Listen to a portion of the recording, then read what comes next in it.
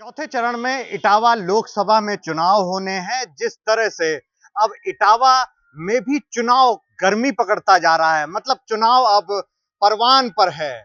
जिस तरह से पूरे उत्तर प्रदेश में चुनाव को लेकर चर्चाएं बड़ी तेज हुई हैं, तो इटावा में भी आज हम पहुंचे हैं इटावा लोकसभा का हाल जानने। और हाल में उनका जानने पहुंचा हूं जो महिलाएं हैं, जो आधी आबादी है। मतलब आधी आबादी किस तरह से सोचती है 2024 के चुनाव को, हम उसी की पड़ताल इटावा लोकसभा क्षेत्र में पहुंचे हैं। और मैं आपको सबसे पहले तारुक करा दूं कि मेरे साथ आज जो इटावा में एक आइकॉन लेडी के रूप में भी जानी जाती हैं, बड़ी नेता हैं, सुखदा मिश्रा। सुखदा मिश्रा 4 बार की विधायक हैं, ये 2 बार मंत्री रही और 1 बार इटावा से सांसद के रूप में इन्होंने प्रतिनिधित्व किया है। और बहुत सारी महिलाएं भी हैं, एक महिला सभासद भी हैं हमारे साथ। हम इन महिलाओं से ही जानेंगे कि इस बार चुनाव को लेकर किस तरह की हवा है। जहां भारतीय जनता पार्टी महिला सशक्तिकरण, बेटी पढ़ाओ और महिलाओं के ध्यान को लेकर बात करती है, वहीं समाजवादी पार्टी से अपना गढ़ मानती है। और इस बार समाजवादी पार्टी महिलाओं की बात करते हुए इस दुर्ग को, जो इटावा दुर्ग कहा गया है, जिसको सपा अपना मानती थी, भाजपा ने पिछली बार से यहां सांसद अपना दिया है, तो क्या समाजवादी पार्टी यहां परचम लहराएगी या भारतीय जनता पार्टी एक बार अब फिर से यहां कमल खिलाएगी? तो महिलाओं से जानते हैं, महिलाओं की जुबानी। सबसे पहले मैं सुखदा मिश्रा जी से ही जानता हूं। सुखदा जी, एबीपी न्यूज में आपका स्वागत। कहा यह जाता है कि अब 33% आरक्षण महिलाओं को बीजेपी ने तय कर दिया है, आगे चुनावों में आप लोगों को आरक्षण दिखेगा। क्योंकि आप उस समय की राजनीति कर रहे थे जब महिलाएं राजनीति से बहुत दूर थीं, और किस तरह से आप लोगों ने राजनीति शुरुआत की और महिला होने के नाते किस तरह से इस चुनाव को देखती हैं? जो महिला का जहाँ तक प्रश्न है, हम अपने 40 साल के राजनीतिक जीवन में आज ये देख रहे हैं कि इतना इतना ज़्यादा उत्थान राजनीति में भी हुआ है।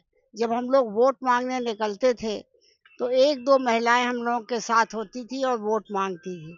आज जब वोट मांगने नेता निकलते हैं, सांसद निकलते हैं, प्रत्याशी निकलते हैं, तो तमाम महिलाएं सामने निकलती हैं, जोश में निकलती हैं। काम एक ये बड़ा भारी परिवर्तन है, क्योंकि वोट ही एक प्रजातंत्र की मूल जड़ है। और वहाँ पर जब महिलाएं उनसे जागृत हो जाएं तो इसलिए बहुत एक बड़ा परिवर्तन है।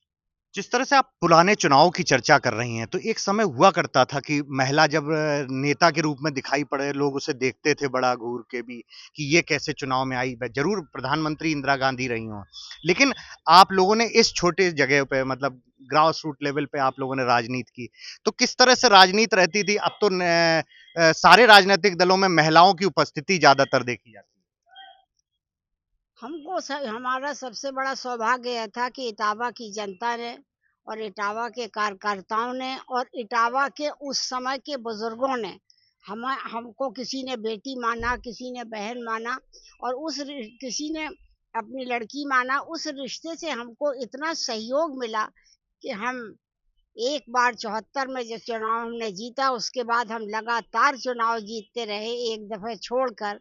और यही कारण है कि हम अकेली महिला होते हुए संघर्ष बहुत किया। उस समय इटावा डाकुओं का भी क्षेत्र कहा जाता था और उस समय हम उस डाकुओं के क्षेत्र में भी हम अकेले जाते थे। और यही कारण था कि जब अटल बिहारी वाजपेयी जी को सरकार बनाने की आवश्यकता पड़ी और जिस समय हम चुनाव उन्होंने लड़ने के लिए कहा, उस समय ये हम कुछ दिन भी हमने कार्यकर्ताओं को कहा था कि उस समय हिंदुस्तान में कोई भी सरकार नहीं थी और बिना सरकार के हम लोग चुनाव लड़ रहे थे और चुनाव लड़के अटल बिहारी वाजपेयी जी को बाद में प्रधानमंत्री बनाया और बीजेपी की सरकार बनाई। ये पहला मौका। अच्छा, ये तो बातें जो आपने बताई 74 का मतलब है 50 साल पुराना। 50 साल पुराने समय में जो महिलाओं में जो जज्बा, जो जुनून की आप बात कर रही हैं, इन चुनाव में चूंकि इस बार बड़ा शांत पूर्वक, वोटर भी शांत है, किस तरह से चुनाव को आप देख रहे हैं?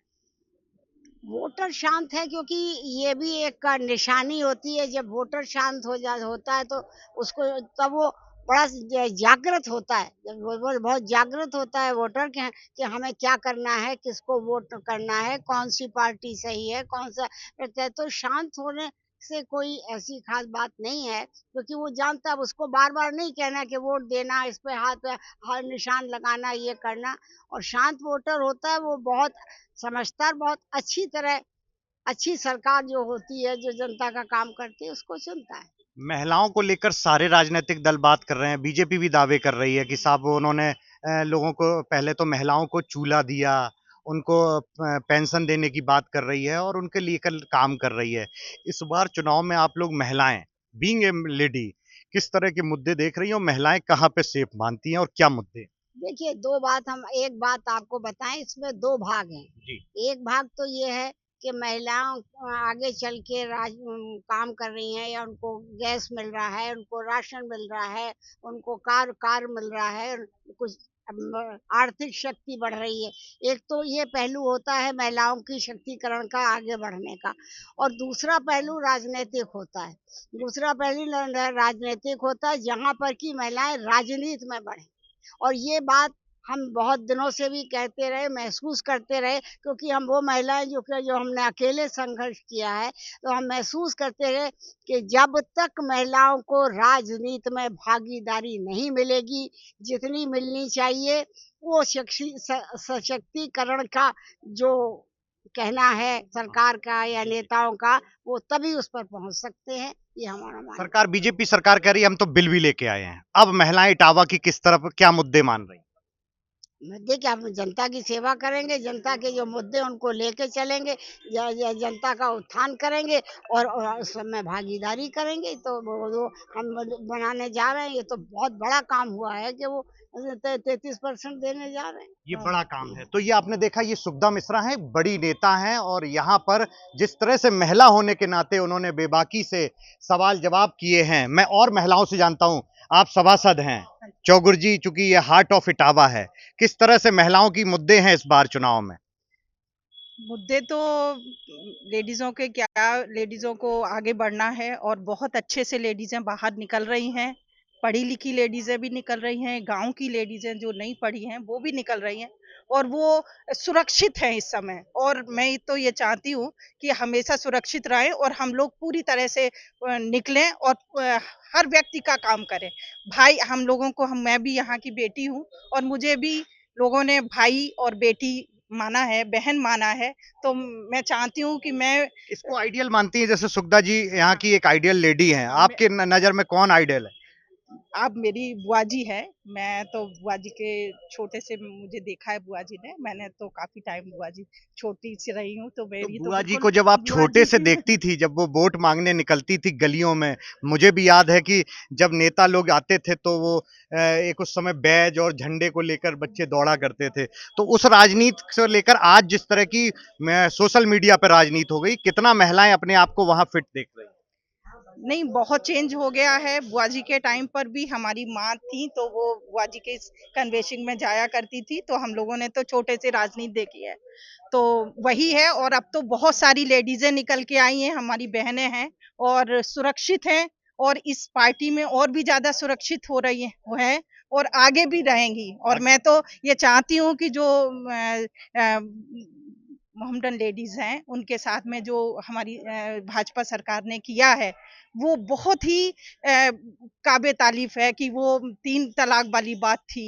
अच्छा, 3 तलाक मतलब हाँ, महिलाओं के लिए काम महिलाओं हुआ के है। लिए उन्होंने महिलाओं के काम लिए किया काम है और आगे भी हम लोग चाहेंगे कि ऐसे ही हमारी महिलाएँ हैं, सुरक्षित रहें, चाहे किसी भी जाति की हो, कोई भी जाति की हो, हर महिला सुरक्षित हो और हम लोग जितनी भी चाहें, जो भी महिला मिलेगी उस सब की हम लोग साथ देंगे और हर हर लेडीज़ का मदद मदद करेंगे। करेंगे। मदद मैं और लोगों पूरी से तरह पूछा, प्रमिला जी, आप लोग लेडी अब तो राजनीति में उतर आएंगी, कितना देखती हैं इस बार राजनीति में जिस तरह से महिलाओं का दखल बढ़ा है? आज हम सीधे जिस तरह से सुखदा मिश्रा जी जो बड़ी मतलब पुरानी लेडी है, महिला राजनीति में हुई, और अब आप लोग किस तरह से राजनीति को देखते हैं? हम राजनीति को बहुत ही हमें लगता है पहले के टाइम से और इस टाइम में लेके राजनीति में बहुत बड़ा परिवर्तन हुआ। जहाँ तक पिछले 10 सालों में जो भारतीय जनता पार्टी और जिस सरकार ने मतलब इस बार महिलाओं मुद्दे क्या है महिलाओं के? राष्ट्रीयता, सुशासन और राशन और यहाँ सुरक्षा।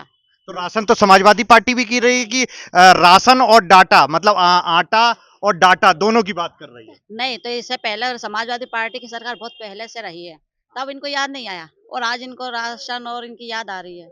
हमें नहीं, तो नहीं लगता। डाटा की भी बात हो रही है कि मोबाइल जो सोशल मीडिया पे तेजी से लोग उभरे हैं, उसकी भी बात समाजवादी पार्टी कर नहीं, तो ये भारतीय जनता पार्टी, और हमें लगता है जो सोशल मीडिया का इसमें समाजवादी पार्टी तो सिर्फ एजेंडा बना रही है। इससे पहले भी क्या समाजवादी पार्टी इससे पहले नहीं थी क्या? कहीं आप दिखाई दे रही समाजवादी पार्टी आपको?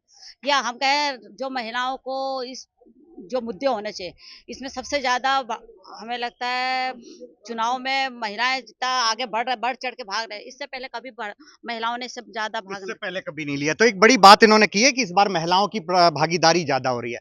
आप बताएं किस तरह से देख रही हैं इस बार चुनाव?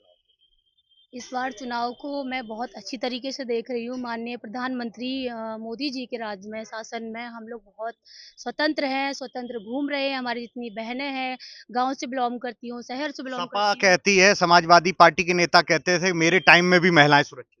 कभी सुरक्षित नहीं थी। मैंने उस टाइम को भी देखा है जब 2017 में हमारे पड़ोस में ब्रजेश पोरवाल जी की हत्या हुई थी। दिन दहाड़े गोलियों से उनको भून दिया गया था। उस टाइम में हमने देखा है कि लोग दबे कुचले कितने रहते थे, भयभीत रहते थे। हम बहनें कभी बाहर नहीं निकलते थे, जो आज हम आज़ादी से घूम रहे हैं। अच्छा, आप बताएं नीतू नारायण जी, किस तरह से महिलाएं जिस तरह से तेजी से अब दिखाई पड़ता है, राजनीतिक दलों में भी महिलाओं की एंट्री बढ़ी है। इस चुनाव में क्या मुद्दे हैं महिलाओं के? हम लोगों को जो 33% आरक्षण दिया वो तो इसी सरकार में दिया गया है। इससे पहले तो आज तक नहीं दिया गया। हम लोग बहुत आराम से घूम रहे हैं, जो कि हमें प्रधानमंत्री मोदी जी की सरकार में हमें ये सुरक्षा मिली है। अच्छा, जी। तो ये आपने देखा, ये महिलाएं हैं, हर किसी महिला के चेहरे पर आप देख सकते हैं जिस तरह से मुस्कुराहट है और चुनाव में जिस तरह से भागीदारी दिखाई पड़ रही है। हर कोई राजनीतिक दल कोई भी हो, लेकिन हर कोई राजनीतिक दल में जिस तरह से अपनी भागीदारी दिखा रहा है, तो महिलाओं की बात हो रही है। और इटावा जैसे गढ़, जैसा कि सुखदा मिश्रा ने बताया कि एक समय वो भी था जब यहाँ डकैतों का आतंक हुआ करता था, उस समय भी महिलाएं बेबाकी से राजनीति किया करती थी, हर उस गली कूचे जाया करती थी और वहां जाकर भी वोट मांगा जाता था। और आज जब माहौल सब ठीक है, तो महिलाएं घर से निकली हैं और महिलाओं का, चूंकि आधी आबादी की बात है और आधी आबादी इस बार बढ़ चढ़कर हिस्सा लेने जा रही है। एबीपी न्यूज भी अपील करता है कि पहले वोट डालें, फिर उसके बाद कोई काम करें। कैमरामैन अमोल कठेरिया के साथ अमित मिश्रा, एबीपी न्यूज, इटावा।